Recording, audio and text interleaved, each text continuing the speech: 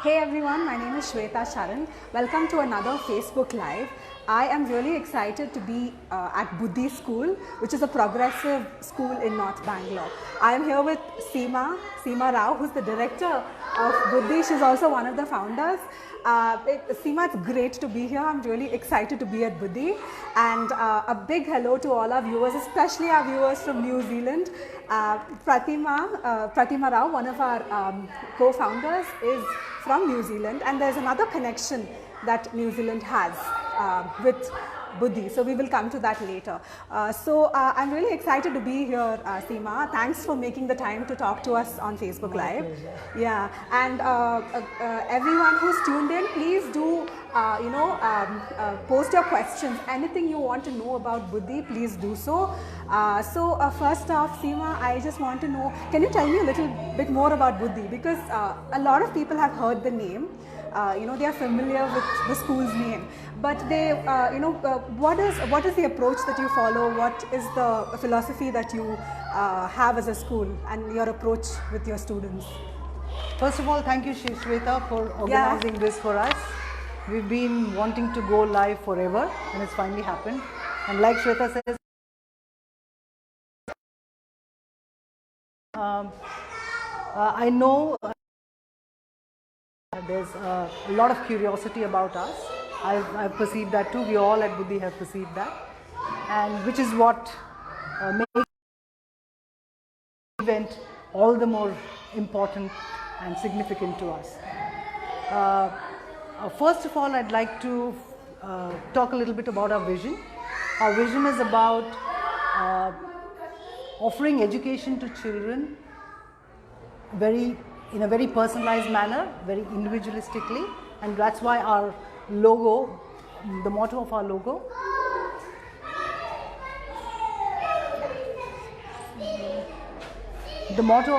I'm sorry, there was a little bit of an interruption, so I'll get back to that. The motto of our logo says the child is an individual, and that's what we're all about. At the heart of the please go on. Okay, I'm sorry about that. At the heart of our methodology lies the personalization aspect of education. Buddhi offers a personalized environment for all children, and this makes it very different from most other schools. And that's essentially the approach we follow. And in order to enable that personalization, we draw from the best of learning methodologies and approaches around the world, and we blend that into our program. Okay. And so I would like to ask a little bit more about the preschool and the primary years curriculum. So I mentioned that there is an interesting link with New Zealand. Apart from the fact that Pratima is, one of your co-founders is from New Zealand, we you also follow the New Zealand early years. Yes, we do. Yes, we do. So can you tell us more about that? Like I said, we've used the best of educational approaches out there in the world. We are a Reggio-inspired learning environment. What that means is that we essentially follow the Reggio Emilia-based learning approach, and that forms the foundation of the entire learning program in New Zealand. And obviously, we needed to have somebody and someone out there to tell us what to do, and so we look to New Zealand, and that's the connection. Okay. So when I say Reggio-inspired schooling, we are not really organized as preschool, primary. We use those terms because that's what is commonly understood everywhere. Yeah. But for us, education is a continuum. So the learning continuum, we enable this learning continuum because we are a Reggio-inspired school. And the Reggio methodology, if you care to look it up on the web or wherever, you will find that it is the best suited methodology for offering a continuous learning program for students. Okay. And so I'd like to know Reggio method the school follows as well. So now we go. So can we probably move to another part of the? Absolutely. Yeah. So Absolutely, I think we should. Yeah. So we'll just make our way through a regular classroom. Right. So where you can see kids are all playing, but as many of you would know that the fundamental learning approach is through play. Yes. And that's what these kids are all doing.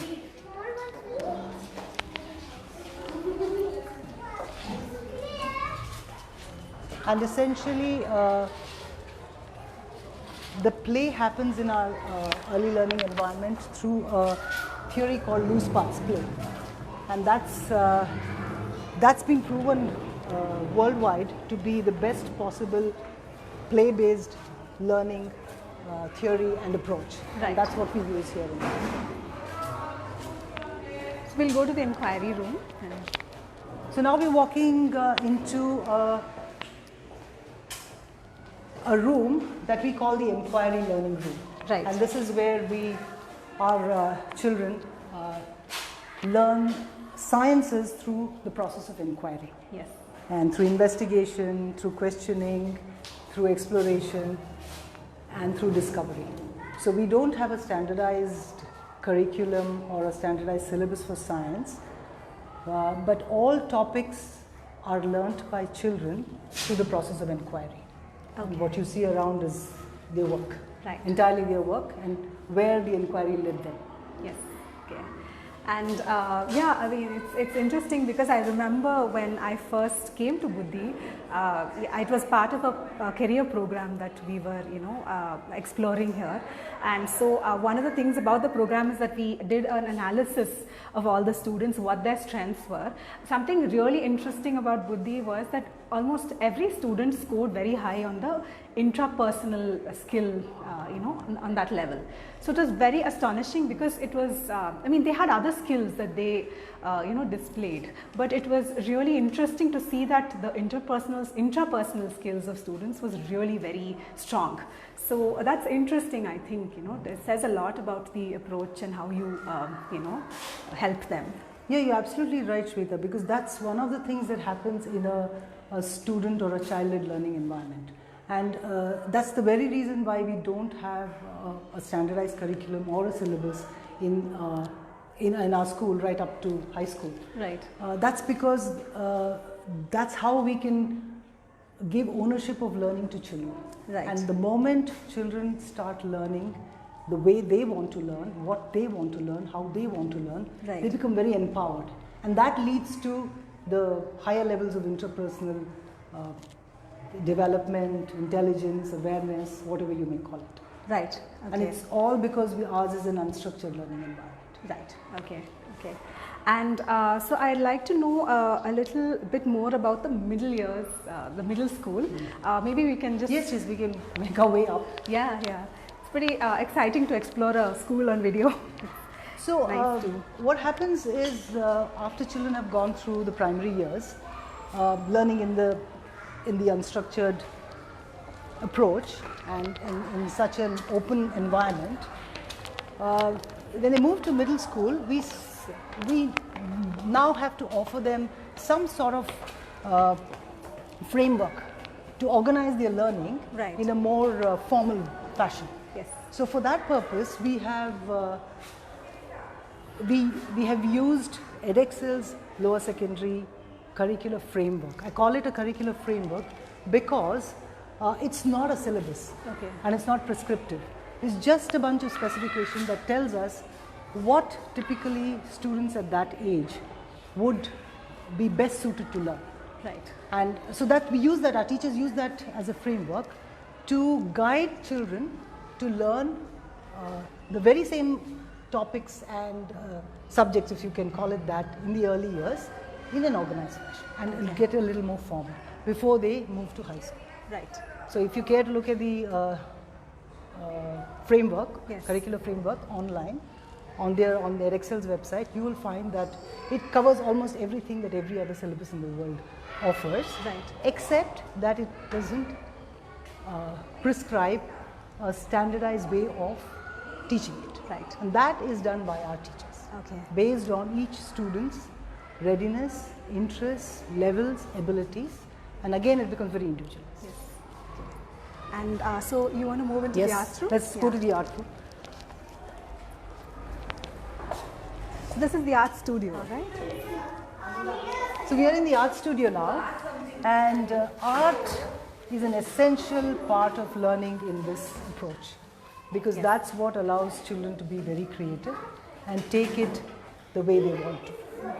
And it's not very cerebral, because it involves all your senses, and which is one of the reasons that art is offered at Buddhi right up to high school. Okay.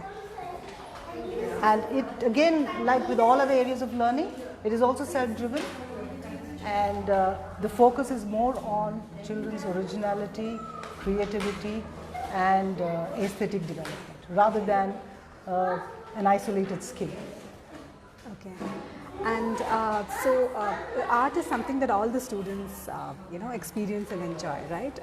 So another question that I have is math is something that's explored so vibrantly in Buddhi. If you don't know, Meera Raghavan runs the math program here. I mean, of course you have other teachers who also implement the math program, but I found that all students love math, and it's a discovery for them. It's a process that they really enjoy.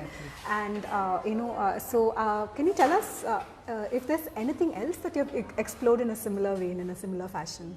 Yes, I can share the Sure. math program with everyone. Yes. Like Shweta says, that it's a very popular part of our learning environment, and I'll tell you why. It's not that we don't do other areas of learning similarly, but why math has become so popular is because, as you know, math is very much feared in our country. Yes. And it's something that children growing up begin to conclude that they're not good at math. Yeah. And that's the fundamental reason we believe that happens is because in traditional schools, most of math is taught procedurally, Yeah. and not in terms of activities, and not in terms of thinking. Yes. So the math program that Meera brings to our school is all about developing mathematical thinking. Yes. And it's through concrete activities, Yes. and children discover math very naturally, Yes. and they're able to apply their learning in concrete challenges and problems. Yeah. And that's what makes it very interesting for children, because for them it's like play. Yes, it is. It is. And I'm just trying to post this onto the Bangalore Schools group. So if you don't know, I'm one of the 3 people who run Bangalore Schools, the group. So it's really interesting to. I've seen Meera's math program here. So is there, apart from the math program, is there anything else that you especially you want to share about any other program in the school? Math is one subject that we very, very consciously tried to deconstruct from the way it is generally offered everywhere, because we needed to do that.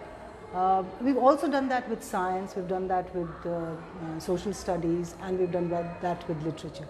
Everywhere, literacy and literature, everywhere the traditional methods of learning have been deconstructed into a very student-led or a child-led exploratory approach to learning. Okay. So which makes them not just literate, it also makes them thinkers through this approach. And that's very important for us. Right. What curriculum does the school follow? Oh, someone's asked a question. Oh, so, yeah. Okay. Like I said, in the early years, we don't have a standardized curriculum. But what I can tell you is that we offer examination pathways in high school. So we offer the edXL's IGCSE examination pathway and the NIOS National Institute of Open School pathway for students. The reason we have these two on offer is because these are very open and flexible examination boards, and that lends itself very well to our method of teaching and learning, which is very individualistic, and it's student driven and at the pace of every student. Okay. And in fact, that was actually the next question I was going to ask, about the, how about high school? So you have the IGCSE exam and then you have your AS and A levels. So can you tell us more about that and how you help the students So obviously it is just a framework, you know, and what they want to do within that framework or out of it is you know, essentially what the student's choice. But can you tell us more about how you help them with that, and what have been your experiences with the high school students?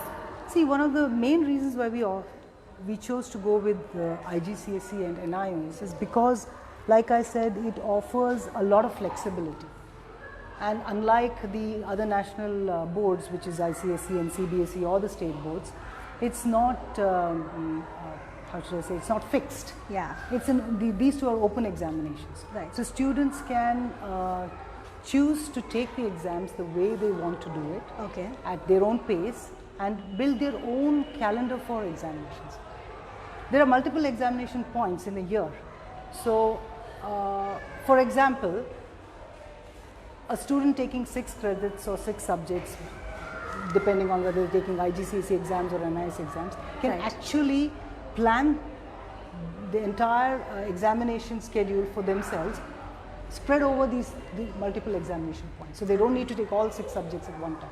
Okay. They can break them up into 1, 2, 3 and spread them over 3 or 4 examination points, and still complete their high school in the 24 months that it takes students to complete it in other boards. Yes, yeah. It gives them a lot of control, it gives them a lot of flexibility, and it actually maximizes their outcomes. Okay, yeah.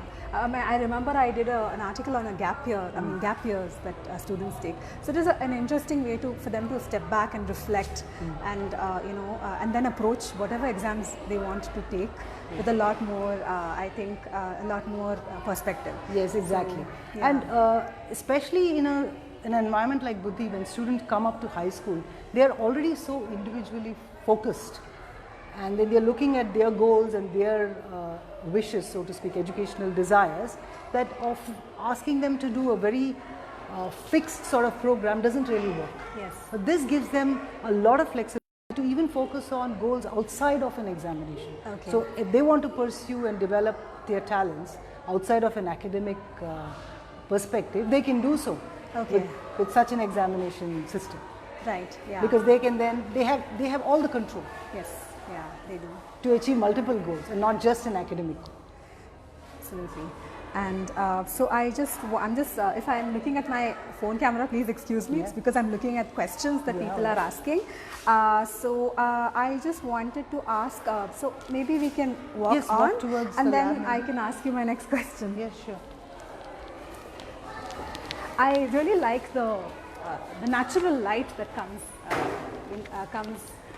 you know, through the skylight. It's really very nice. So when I first came here and we were doing some video shoots, I realized that light was not a problem at all. You know, it's so naturally lit. So light and ventilation was a key factor when we were designing and the architecture of the school, and so we had to very carefully look at architects who could mirror or at least match our educational approach and philosophy and keep it as natural as possible. Right. So there's very little cement and steel used in this building. It's all mud bricks predominantly, and I think that keeps it very natural. Okay, yeah, absolutely. This is the lab. So now we're entering the laboratory.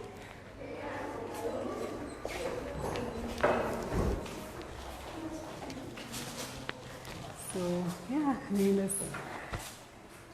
So here are all our high schoolers, and we just talked about the high school program. Yeah. And these are the students planning their individual pathways to their examination.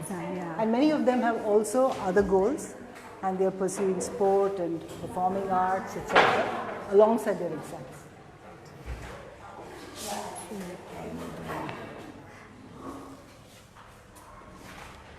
There's one other thing that I thought I could talk about, which I feel it's important that I share, is that what happens at the high school level is, in the early years we are offering a lot of support and individual care and attention to young children. Yes. Because they are young and we are tailoring and customizing everything to their needs. Right. And the beautiful thing about this kind of an approach is when this very same children come up to high school, Right. what happens is they start demanding the same attention and support.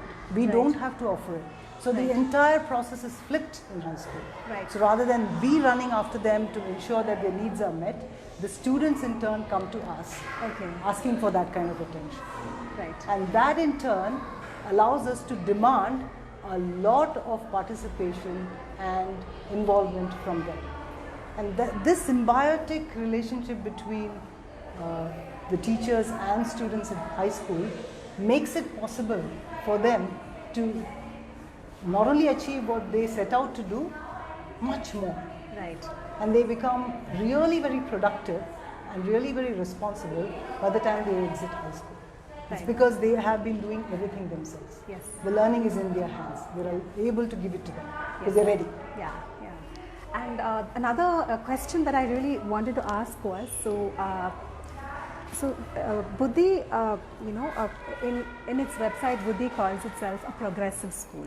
So there's been a lot of talk about alternative schooling, and so how is Buddhi different? I mean, what is the progressive approach all about? I mean, because there are so many conceptions and misconceptions parents have about, alternative schooling. So it would be interesting to know your thoughts on that and how you how you see yourself. Shweta's right. There's quite a bit of confusion about alternate education in India at least. What I've personally realized is that what people think of alternate education is providing the accommodations and adjustments for children to fit within a standardized curriculum is what is called alternate education here. Right. Whereas progressive education is about focusing more on the individual learner's needs and profiles and styles and tailoring a curriculum around that. Right. So while in alternate education you are force fitting a student to a standardized educational program by providing remedials maybe or any other adjustments, whereas in a progressive approach like in Buddhi, we are offering a curriculum that is tailored to their needs. Yes. Yeah. And that is possible because any progressive educational environment cannot have a standardized syllabus. Yes. Because in progressive approaches, the curriculum has to be emergent in nature and it has to emerge from the needs and interests and desires of this learner. Okay. So that essentially is the difference between the two. Right. So we don't call ourselves an alternate school, we call ourselves a progressive school simply for this reason. Right. And so I'm just reading a few comments. Yeah. So Meera says, enjoy being part of Buddhi School, happy children. So Thank you, Meera. Meera Raghavan is the math teacher at She's a math expert. Yeah. And she's doing a wonderful job. Oh yeah, absolutely. And Shilpa Prabhu asks, does this school accept homeschooled children? Yeah, of course. Buddhi accepts any kind of learner. As long as they're motivated to learn and want to learn, we can provide an environment and a program for them. Right. And what curriculum does the school follow is what we have answered. Any more questions?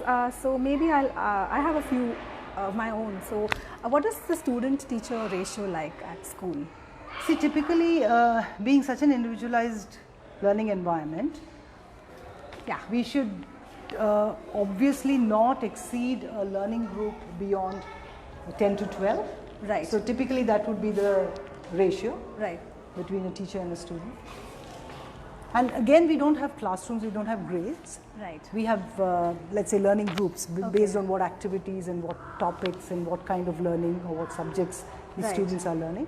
And a learning group will not exceed about, say, 12 tops. Students. Yeah. And even if we have more children or more students than that number, we then just break them up into two groups. Okay. Up to which class does the school offer? We go all the way up to 12th, and we offer IGCSE and NIOS at 10th, and IAL and NIOS higher secondary at 12th. Yeah.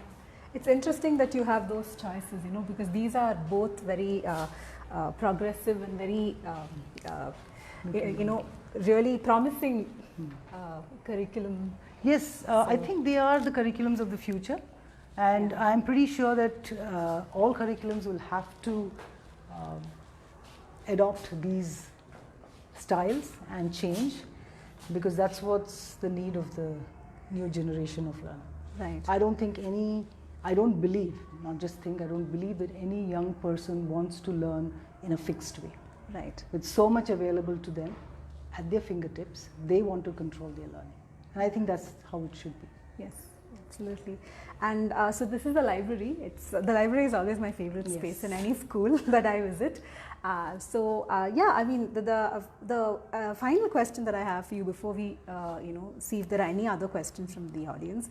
I wanted to know, so when I met you and we were discussing Buddhi, you mentioned that Buddhi is a space where students who have the same goals as, you know, students going to competitive schools can flourish, because it's a very nurturing environment, but you are leading them to the same end goal. I mean, you know, what they aspire for. Can you tell us a bit more about that, what you meant and what you, you know. What I was trying to say was that in a place like Buddhi, which offers a very personalized kind of an environment for students, students can strive to achieve more than just academic goals. That's what I was trying to say. So they're can be as competitive as any other student in other schools, because they are driving their own learning. Right. So they can go to any levels of competition that they would like to. And the beauty of the program is that it's not the same for everyone. Right. So neither does the student get held back, nor does the student get forced or pressured to do more than what they want to do. Yes. Yeah. So that in itself allows students to take on whatever they want to do and more. Yeah. And we have a few questions. The reason I'm checking my phone is because I'm looking for questions. Soumya Vinod says, hey Soumya, what are the extracurricular activities offered? Yes, that's a very good question, because it's very important that we offer a very holistic kind of a program with such an approach in philosophy. So we offer activities in sport, we offer activities in the arts, which is visual arts and the performing arts. We have dance, we have music, both Western and Indian, and we have theatre and drama. Right. And these are regular activities that we offer, but every time anything interesting comes up, because we're such an open environment, we can always factor that in. And so we have workshops run by very interesting people. It could be something in organic gardening, it could be in pottery, or it could be in filmmaking. Recently we started a filmmaking workshop for our senior students, right, and they are building a film about their school, right, and it's like a 6-week program. Right. So that's something we can factor in based on the interest of the students. Yeah, absolutely. And I remember interacting with you know, the students you know, the students who are making the film. So I was talking to them. So it's very interesting, the perspectives they brought to the project, you know. So one of them in fact said that I want to get an action camera and film you know, action sequences, swimming sequences underwater. So it's interesting how they think very differently from us, because I use a camera as well, but I look at it so differently from what they do, and they have such unique perspectives. So it's interesting to see that project in action. So another question, what is the, this is from Anu Cheladurai. Hey Anu, what is the admission process and the mode of assessment?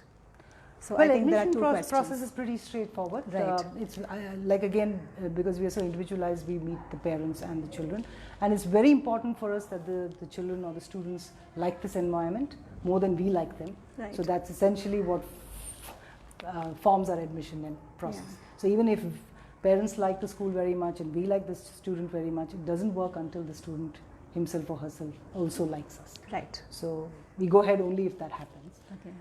And the next question, The assessment. So, she was so asking. that's a very, very interesting question, because this is something we do very differently from other schools, I believe.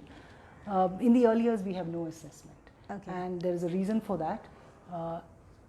It's because the moment you start assessing a child, the child stops learning in the way they want to learn, because then they have to start meeting expectations. And even if you don't give a report card or an assessment report, but if you take on the assessment, put on the assessment hat, a child knows it, and then the learning stops. So we don't do assessments in the early years. When we go to when students go to the senior levels, they do it's a self-assessment process. So they assess themselves based on the observations and feedback that teachers provide them.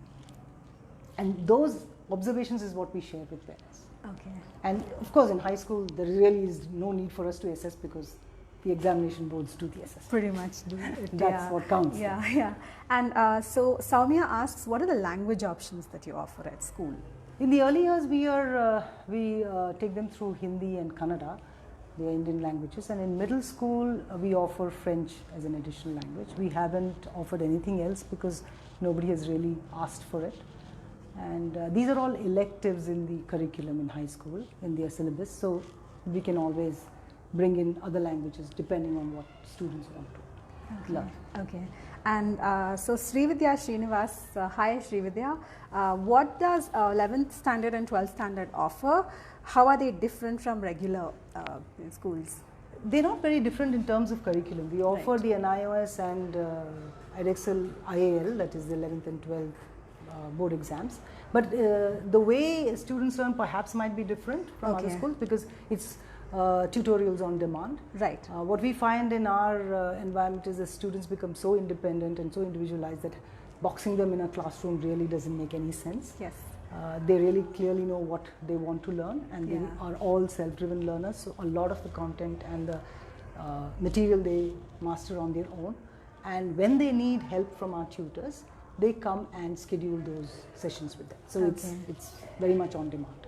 So each student will have their own timetable. They come and go based on what time they have fixed with their teachers, and pretty much they're driving their own learning. Yeah, and I think that agency that they have with their work and their learning is really interesting, because I have a friend who teaches in Finland, and she told me that from the fourth, fifth grade, the students start setting their own timetables, really taking control of their work, and I think that's really important if you want to get them to a place where they are really equipped to make those decisions, to really make those choices, because exams are going to be the if you look at your whole life ahead of you, exams are going to be the easiest things that you actually tackle. But so Anu has another question. She asks, what is the class strength if applicable? So I think the earlier question was about ratio, but see, a class strength might be anything. It might be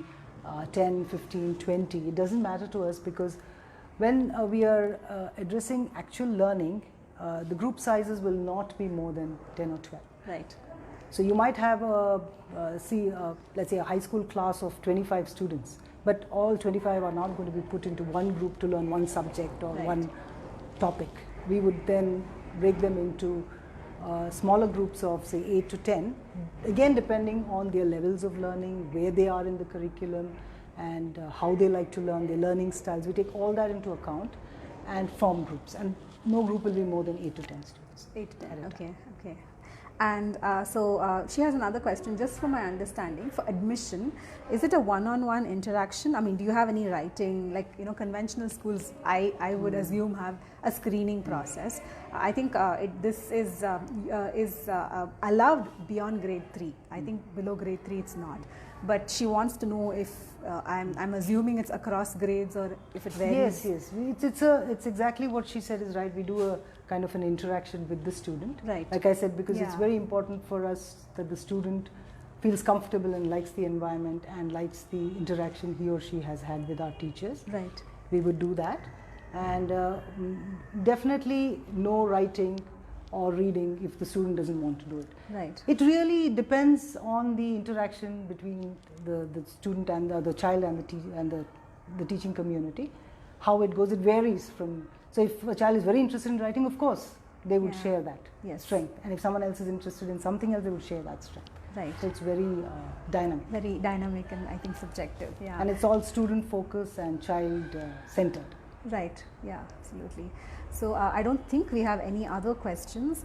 I mean, if you do have any other questions, please feel free to message Buddhi Yes. School. They are on Facebook, of course, and you can message them. They'll get back to you. Maybe request you to come over for a campus tour, Yes, and please feel free to message. So yeah, so I think we are drawing to a close. And I really loved spending time here. And Thank you, Shweta. Yeah, and it was my pleasure. yeah, thanks Really so much. And I once again, if I was looking into my phone, it was only to read your questions. I think Facebook should do something about that. Maybe send notifications or something. Yeah. But thank you so much for understanding, and it was a great live session. Thank you for your questions. Thanks for watching, and see you soon. And thank you. We should say a special thanks to Girivardhan, who was videotaping us, filming the live. It's not an easy task to go across school with a tripod. So thanks to him as well. And we'll see you. Bye. Thank you, everyone. Thank you, everyone. Bye. Bye.